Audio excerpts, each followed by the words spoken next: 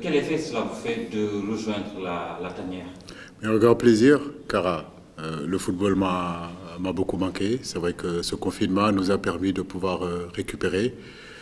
Au départ, le premier mois, le deuxième mois, on se dit que c'est très bien de couper, de s'occuper de la famille, des amis. Mais après, ça devient long. Voilà, donc 8 mois ou 9 mois sans rien faire, c'était compliqué. Donc j'ai envie de dire que c'est la rentrée aujourd'hui et nous sommes très heureux d'être là. Vous avez commencé le regroupement depuis ce lundi. Est-ce que vous pouvez faire le point de la situation? Oui, lundi, on a eu 17 joueurs de champ et deux gardiens, donc en tout le groupe de 19 joueurs. Aujourd'hui, on aura les Grecs, plus Boulaïdia et Habib Diallo, qui étaient retenus dans leur club parce qu'ils étaient en instance de départ pour régler leurs problèmes contractuels. Les Pape Abou Sissé et Ousseinouba, eux, ils avaient joué dimanche, donc ils n'avaient pas de correspondance au niveau des vols pour être là hier soir. Mais je pense que je pourrai retrouver l'ensemble du groupe ce soir. Donc on sera au nombre de 23. Donc nous sommes très contents d'être ensemble. L'équipe nationale leur manquait. Et puis nous, sur le plan de l'organisation, c'était important, en tout cas sur ces deux matchs-là, de voir les relations qu'on pouvait avoir avec les joueurs dans ces périodes de pandémie pour qu'ils viennent répondre à l'appel de la nation, mais surtout les relations qu'on pouvait avoir aussi avec les clubs. Beaucoup de choses se sont dites. Est-ce que les clubs vont libérer les joueurs? Mais à l'heure où je vous parle, tous les clubs, en tout cas des joueurs qui sont concernés avec l'équipe nationale du Sénégal, les clubs ont joué le jeu et ils ont pu libérer leurs joueurs pour qu'ils puissent être là, à part bien sûr, comme vous le savez, Sadio Mané qui est malade du Covid. On lui souhaite un bon rétablissement, ainsi que Kalidou Koulibaly. Vous savez à Naples comment ça s'est passé aujourd'hui. Napoli n'a pas pu jouer contre la Juventus parce que l'État a décidé de mettre Napoli en quarantaine. Donc, justement, parlant de ces deux joueurs qui sont, quoi qu'on dise, les cadres de l'équipe qui seront absents, comment est-ce que vous allez faire sans? Nous devons faire ça parce que il y aura des matchs peut-être officiels, comme ça a été le cas durant la CAN, le premier match contre la Tanzanie. On n'avait pas joué avec Sadio Mané. Et puis la finale, malheureusement, on n'a pas pu jouer aussi avec Kalidou Koulibaly. Donc il faut se préparer aussi, peut-être par blessure, je ne le souhaite pas, d'un Sadio Mané qui sera indisponible avec l'équipe nationale, ou bien d'une suspension de Kalidou Koulibaly. Donc c'est l'occasion, si vous voulez, de donner l'opportunité aussi à d'autres garçons qui viennent de découvrir la tanière, de montrer de quoi ils sont capables de faire. Je pense qu'il est difficile de remplacer Sadio Mané et Kalidou Koulibaly, mais c'est important aussi de valoriser le travail des gens qui sont ici, de croire en tout cas aux joueurs qui sont là et qui sont aptes à prendre leur place sur le terrain le jour du match contre le Maroc et contre la Mauritanie. Vous avez fait appel à Loumdiaye pour remplacer Sadio Mané. Pourquoi vous n'avez pas cherché un attaquant? J'ai lu ça quelque part que j'avais pris Loumdiaye pour remplacer Sadio Mané. Non, ce n'est pas ça la vérité. Je crois qu'aujourd'hui, celui que j'ai remplacé, j'ai envie de dire, c'est plutôt Kalidou Koulibaly. Dans la mesure où, au départ, j'avais choisi Cheikhou Kouyaté pour jouer dans le milieu et que Cheikhou est capable aussi de jouer derrière, du fait que Koulibaly n'est plus là.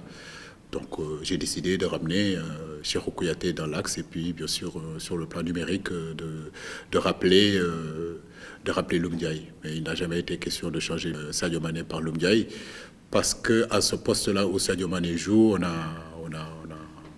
on a Opanguet qui est capable d'y jouer, Mamba Batiam est capable de jouer, Ismaël Assar est capable de jouer, Sadio Diop est capable de jouer.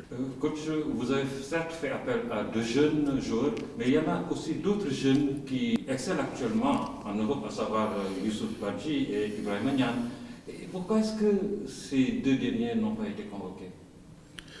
Ils n'ont pas été convoqués parce que tout simplement nous sommes sur une ligne directrice. Aujourd'hui, que ce soit Habib Diallo, qui est avec nous depuis pratiquement 1 an, je ne suis pas insatisfait de ce que Habib fait, même si c'est vrai que le mercato lui a empêché de débuter à Metz, chose qui fait l'affaire aussi d'Ibrahima Niane, qui marque des buts. Je le félicite. C'est un garçon que je connais très bien. Je suis allé le voir dans son club, je crois qu'il y a 2 ans. C'est des garçons qui sont en train de faire de très bonnes choses, que ce soit Youssouf Badi aussi à Bruges. C'est des garçons qui sont en train de progresser, de marquer des buts. Et je pense que ça, c'est très bien. Mais à ce poste-là, il y a beaucoup de concurrence aussi. Donc, je ne peux pas non plus constituer une équipe qu'avec des attaquants. Donc, une équipe, c'est aussi un certain équilibre. Et cet équilibre-là demande aussi à avoir des milieux de terrain et avoir aussi des défenseurs. Si vous voulez, dans ce secteur-là de l'attaque, en tout cas, attaquant de pointe, on a Habib Diallo, on a Boulaïdia, Mamba Bacham est capable de jouer là-bas, on a Famara Djidou. Donc, je trouve que c'est beaucoup. Mais je crois qu'il faut continuer à les suivre, les encourager. Les réalités du mois d'octobre, c'est ça, dans le groupe, avec le groupe que j'ai constitué. Au mois de novembre, d'autres réalités seront là. L'équipe nationale, en tout cas, est ouverte et on continuera à peaufiner et à regarder. Alors, pour cette fenêtre FIFA, vous jouez d'abord avec le Maroc. Quels sont les arguments que vous avez pour pouvoir battre le Maroc à domicile? J'ai envie de dire que nous, ce qui nous préoccupe surtout, c'est au-delà du sportif, c'est surtout l'organisation, tant sur le plan sécuritaire et sur le plan sanitaire. Vous le savez très bien que ces moments que nous sommes en train de vivre, que le football est en train de vivre, sont des moments difficiles, que l'humanité est en train de vivre, c'est des moments assez compliqués. Au mois de novembre, nous avons un match à domicile et un match à l'extérieur. Donc, dans notre organisation avec la Fédération sénégalaise de football, on a voulu, si vous voulez, répéter la même chose qui pourrait se passer au mois de novembre. Tout à l'heure, je parlais des relations que nous avons avec les clubs, de la motivation aussi des joueurs, malgré ces conditions de pandémie, de venir répondre à l'appel de la nation. Donc j'ai envie de dire que réussir déjà cette logistique-là sur le plan médical et sur le plan de l'intendance, c'est primordial. Après, sur le plan technique, bien sûr que nous sommes là pour gagner, nous sommes là pour faire un bon match, nous sommes là aussi pour continuer à faire améliorer l'équipe sur le plan défensif, sur le plan offensif. C'est important, mais je crois que ce qui est plutôt important, c'est surtout l'organisation qu'on aura autour de ce match-là. Sur le plan, comme je vous l'ai dit, de la logistique, et à la fin, on fera une évaluation pour voir vraiment ce qu'on a réussi très bien et ce qu'on a peu réussi, ou bien ce qu'on n'a pas du tout bien réussi. Parce que nous allons vers des moments compliqués dans le football. Aujourd'hui, nous sommes au Maroc, les conditions sont réunies. Demain, on sera dans un autre pays. Peut-être que les conditions ne seront pas aussi bien réunies que celui du Maroc. Donc, nous avons envie vraiment de ne pas nous tromper sur cette logistique-là et sur ces préparations de ces matchs-là. Mais comme vous l'avez dit, le Maroc, c'est une très belle équipe, une équipe compétitive, une équipe où il y a d'énormes qualités, d'énormes joueurs. Et je pense que c'est des matchs comme ça aussi qui nous servent, nous, à continuer notre progression et à nous améliorer. Le choix porté également sur la Mauritanie pour le second match n'est pas gratuit.